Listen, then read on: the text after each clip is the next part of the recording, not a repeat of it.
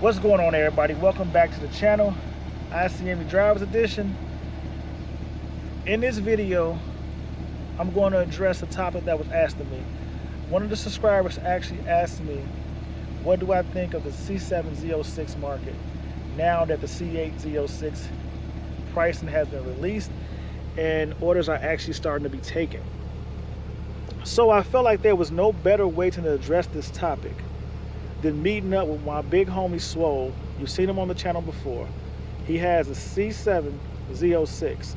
And not only does he have a C7 Z06, he also, not too long ago, was out there trying to acquire this Z06. So he actually had to deal with the marketplace. So I figured, why not sit down and have a conversation with him about his experience with the C7 Z06 market and what he's seen so far since he's owned his C7 Z06. And then at the end of the video, I'll give you my quick overview of what I actually think about the C7 Z06 market. So let's get into this video about the C7 Z06 marketplace and have this conversation with my big homie Swole.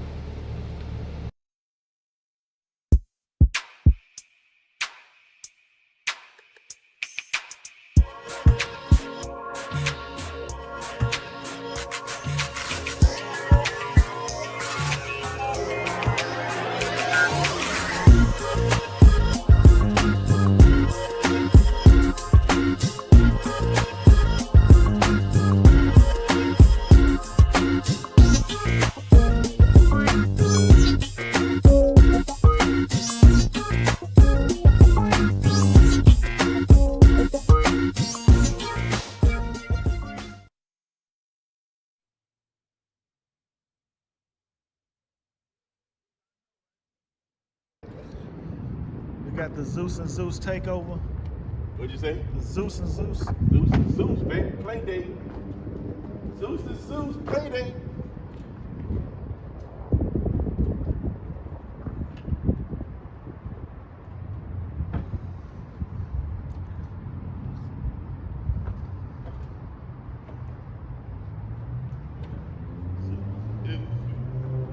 So part of the reason why I came out here is because I wanted to get a quick look at my man Zeus, or should I say my man Swole, car named Zeus. You know, he's doing his thing. Check him out, Swole55_. That's his YouTube channel and his Instagram handle. You know, I had a couple people asking me questions about what did I think the C8 Z06 pricing has done to the C7 Z06 pricing. So I figured, why not get out here with my man Swole, give y'all an up-to-date look at a Z06 C7 version, and then we can talk about what we feel the market is going to change or how it has been affected by the release that the C8 Z06 information is out.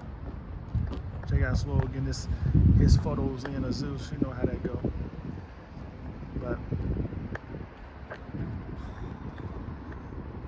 so as I sit back and look at the two cars, the C7 was not a bad design.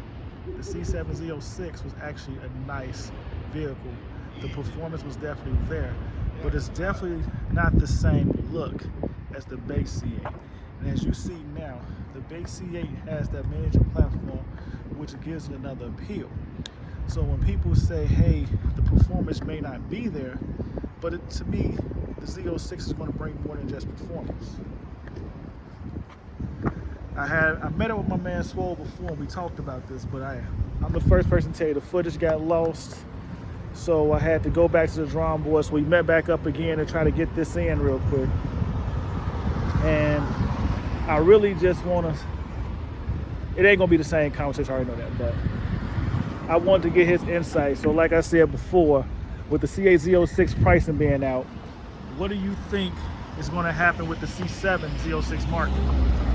Honestly, I think it's just gonna grow. I mean, you gotta realize C7 is the last of the American front engine supercars, right? So the last of the Chevy front engine supercars. We still got Viper, right? As American supercars. I think they're gonna grow. I think the market is they're gonna be pulled up. They're gonna ride the wake, They're gonna ride the C8 wake, Okay. if that makes sense. They're not gonna hit numbers. They have not peaked.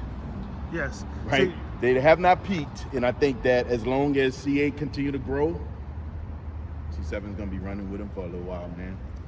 and that's my thing with it. So when our last conversation, like I told you, I feel like the C7 Z06 has bottomed out. And what I mean by bottomed out is you're not going to see it as low as you saw it in 2020. Never. You won't see it what you saw it for in 2021. Ever. You may get a glimpse back at it as early as summer of 2022. But as of for right Yes. now, with good miles and a clean bill of health, no salvage title, Yes. no rebuild title, Yes. no branded title, Right. any of that information, you're going to find them somewhere in the low 70s, creeping up to the high 80s. I think they're going to settle somewhere between probably 75 and 80. Right. And right now, I mean, if you look at the market, depending on the spec and where you find the car, and of course, the big pieces that you look for, the big specs or the desirable needs or wants when you look at a car: low miles, clean bill of health, the right package, whatever that thing is spec'd out as. You're looking at right now low 80s. Yeah. Right, low 80s, and depending on the spec, is pretty close to $90,000. So. And yeah, and that's the thing. Like, you know, when I was looking to get my hands on the Z06, and y'all remember this back, if you don't go back and look at the video, I was looking at a white Z06 convertible, very similar to Zeus that he has right now. And I was looking at it for, I think, 78 plus tax high license or 78 out the door. It was something like that. You got to go back and look at the video. But in a matter of 3 weeks, that price jumped up to 88,000. And it was crazy because it's like, I was just here last year. It's like, yeah, but they're hard to get now. Yeah. So 88, I'm like, I'm not paying 88. So it became a whole controversy, which kind of pushed me more towards the C8, because I'm like, if I'm going to pay the money, I might as well go for a different appeal and something that's going, as I felt, turn heads. Exactly. Because I already had a C7. So I just didn't feel the same passion about getting it again. That makes sense. You know what I'm saying? So that's really why I took that leap. But now as I look at the market, and like I say, and here's the catch-22 with it is, since the Z06 pricing came out and a lot of people got priced out the C8 market of the C8 Z06, Which is going to drive the 7 market. the 7 market is right now a little bit more appealing. And that's why people are looking at it, because you're getting the performance and you're getting it for technically just a tad bit cheaper than you can get a base C8 right now. Yeah. So to a lot of people, that makes just more sense. Yeah. Because I'll just be honest with you, like, I know there's a guy on here, I won't say his name, we've been going back and forth, and he's commenting on every video saying that I don't understand the pricing because the C8 price is not there anymore. But my thing to you is, if I'm looking online at 2023s for C7, retail, C8 has not bottomed. yes, I'm looking at C8s on the retail side of the market, and they're still going 30, 40 grand above MSRP. And I'm looking at a 2021 that's still selling for 25 to 30 grand above MSRP. How do you feel like the market hasn't shifted? Right. I guess the perspective is because the dealers aren't offering the flippers crazy money anymore, you're saying the market has shifted. Right. But if you are a consumer, and that's the thing you have to understand, as a consumer, the market hasn't changed. Yeah, and I think that some people believe that once the Z06 actually roll off the showroom floor, they think that the Z51s and the Stingrays are going to have a market that falls. They don't realize that body style is the desirable body style. No matter what, that car is going to continue to climb probably for the next 2 years. Yes. For the next 2 years.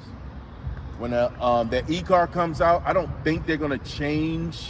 I don't think they're going to change the body style that much beyond the Z06 and the E, which is, I think, the one that's going to be considered the Z71. I mean, the ZR1.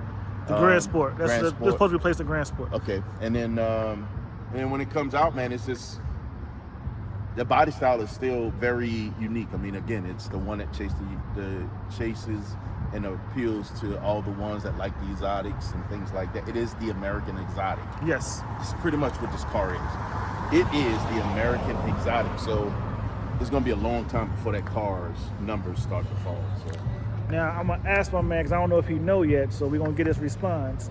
Did you know the prototype of the E-Ray burned up? yeah, I know that. I mean, and that's part of testing. Yes. Right? Part of the testing. I don't know if Tesla actually revealed how many cars they lost. Yes. I don't know if Lucid revealed how many cars they lost. I know Hyundai is not, Hyundai was so under the radar, they didn't have to. Be honest with you, you don't know how many Toyotas burned up, right? Correct. So part of a testing process, and that's not just E-cars, Josh Laurent's car, right? Yes. He got the first Hellcat wide body off. He got the first one of the very first ones. The reason why his car burned is because it was new and all the bugs weren't worked out. One of the concerns about buying the first year of a make model car is that they have challenges, and they haven't worked all the bugs out. So, not surprised. I'd rather it burn out during the testing phase. Correct. Than when somebody's in it. And that was still burning. correct. And that was my response too. Like, I was driving out here and I kind of was talking about that. I was telling y'all I was heading out to meet my boy Swole. Is that's part of the whole testing process. The car caught a fire, and from what they're revealing, it was an oil leak, and for whatever purpose it went up in flames. But the whole thing is, you want that to happen now, Let it happen. so they can evaluate what took place, what went wrong, and fix the problems. Because it's not the only E-Ray prototype on the street. Right. And it was one of the longest running E-Ray prototypes they have on the street too. So, which to me, that was a good thing, because now you got some long-term wear and tear parts you may have to look at, Yes. which will get swapped out. And that's what I was explaining before, because a lot of times what ends up happening is the prototype doesn't just go away. What happens with the prototype is once they release the car, they still drive the prototype maybe another year. Yeah, the goal with the prototype is that's their, in the world of IT, Yes. right? That's their dev test environment. Correct. That car is development and testing. That's where they go and try new stuff. They try new software. With these cars, there are a lot of technology. Oh, we They had try that new conversation software. before. Right. A lot of new software. They try all different. They try new parts. It's also a great test bed for parts for the future. So when GM start doing their part line, that's the car that they're going to test it on. They're going to work all the bugs out on their dev test environment. Yes, and like I said too, GM did come out and say, or call themselves getting in front of them and tell you that one thing about the car is you got to understand that this car was put into a test environment that no other car that a consumer buys may even see. Exactly. Because they're trying to test the limits. Yeah, they're going to try to break it. The goal is to try to break it, is push it as hard as they can push it. The key is if they keep hitting that limit and it breaks, they know how far they can go with it. Hence, this is how we sell this car to the consumer. Correct. And so you just don't think it's my mind that work like that. You know what I'm saying? No, man, you got to be realistic about what these things are and what they do, right? So, and when I think about this Z06, one thing I learned about my car before I even bought it, and listen, man, I watched so many videos and did so much research on that car before I bought it. One of the most common phrases that came out is that you will never experience the full capability of that car on the road. You have to go to a track. Yes. You will never. So driving this car, anytime someone has this thing, they never put it on the track. They don't know exactly what that car can do. They have no idea the full capabilities of that car until you put it on a track. And that's one of the other concerns too, I was sitting there saying, because a lot of people when that car first came out, they was complaining about the overheating issues. I'm like, but if you never go to a track, you should never ever experience it. You should never experience it. No, So it's like, that was an issue at the track. correct, and that's how I'm trying to get people to understand. It wasn't something you experienced on the street, and 80% of the owners weren't tracking their cars, but now all of a sudden it's, I can't get the Z06, it's gonna overheat. Right. It was a fake fear. You know what I'm trying to say? So it was 2 years. You're talking 2-year models, 15, 16 that had that slanted cover on the supercharger. Super easy fix, right? So there's a fix for it. You can either go with the 17 and up cover, or I think GM actually came up with another fix for it as well. So again, they worked it out. They figured out how to fix it. All you got to do is follow whatever model that they set forth, and you won't have that problem. And again, if you're not tracking it, you're not going to have a problem on these streets. Correct. So,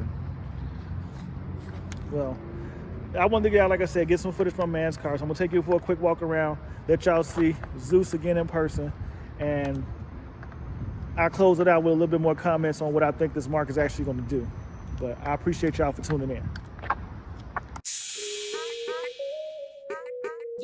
So, to give you my interpretation on the C7 Z06 market, what you got to realize is there are a lot of people who are, as I would like to call them, late bloomers. And what I mean by late bloomers is they don't actually get cars when they first come out. They kind of wait for a model year or two before they go and get them. So as I've been out, I started to talk to a lot of people that are looking at C7 Z06s now that are coming from C4, C5s, or C6s.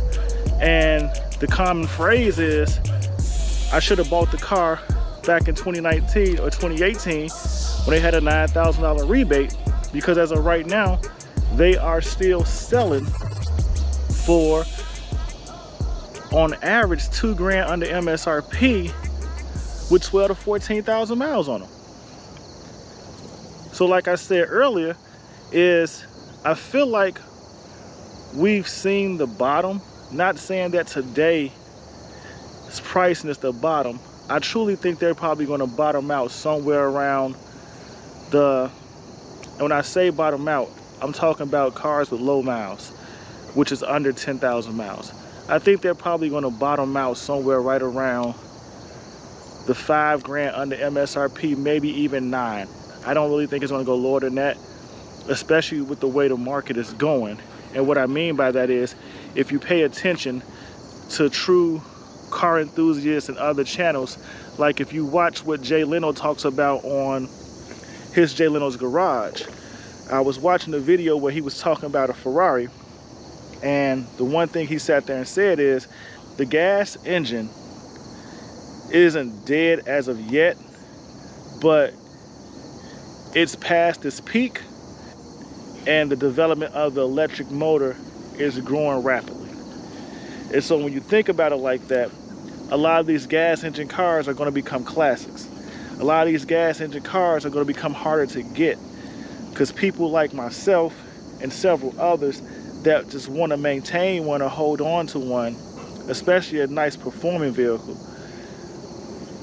for a collector's item or something of that nature, they're going to become harder to get.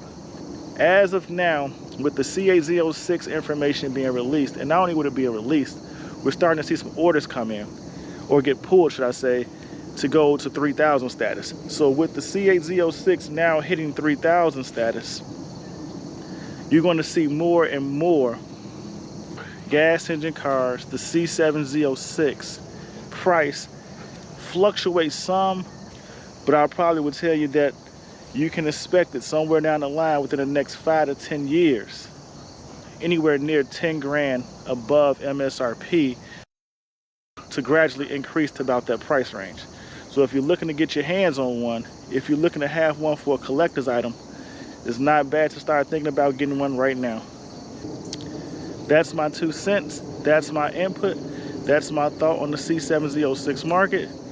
And until then, thank you guys for tuning in. I'll check you out in the next video. Be safe, stay blessed. Peace.